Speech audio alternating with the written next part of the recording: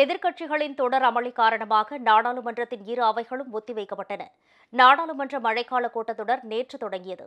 இதில் பஹல்காம் தீவிரவாத தாக்குதல், இந்தியா பாகிஸ்தான் போர் நிறுத்தத்தை அமெரிக்க அதிபர் டிரம்ப் அறிவித்தது உள்ளிட்ட விவகாரங்கள் குறித்து விவாதிக்குமாறு எதிர்க்கட்சிகள் விடுத்த கோரிக்கை நிராகரிக்கப்பட்டதால் கடும் அமளி நிலவியது. இதனால் மக்களவை நாள் முழுவதும் முடங்கியது.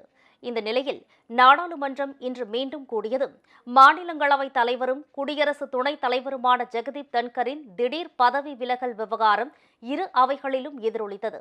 ஜெகதீப் தன்கரின் பதவி விலகலுக்கான காரணம் குறித்து நடுவண் அரசு விளக்கமளிக்க வேண்டும் என எதிர்க்கட்சி உறுப்பினர்கள் வலியுறுத்தினர். இதனால் அவையில் அமளி ஏற்பட்டது. இதையடுத்து இரு அவைகளும் ஒத்திவைக்கப்பட்டன. सदन की मर्यादा को बना करके तख्तियां लेकर मैं अलाउ नहीं करूंगा।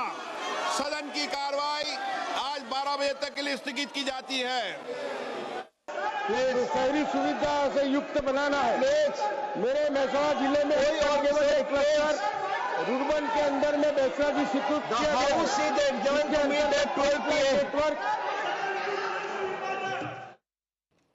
நண்பகல் 12 மணிக்கு மாநிலங்களவை மீண்டும் கூடியதும் எதிர்க்கட்சிகளின் அமளி தொடர்ந்தது. இதனால் மாநிலங்களவை பிற்பகல் 2 மணி வரை ஒத்திவைக்கப்பட்டது.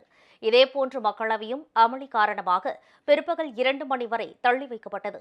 இதனிடையே பீகார் மாநிலத்தில் தேர்தல் ஆணையத்தின் வாக்காளர் பட்டியல் சிறப்பு சரிபார்ப்பு பணிக்கு கண்டனம் தெரிவித்து நாடாளுமன்ற வளாகத்தில் ராகுல் காந்தி தலைமையில் எதிர்க்கட்சி உறுப்பினர்கள் ஆர்ப்பாட்டம் நடத்தினர்.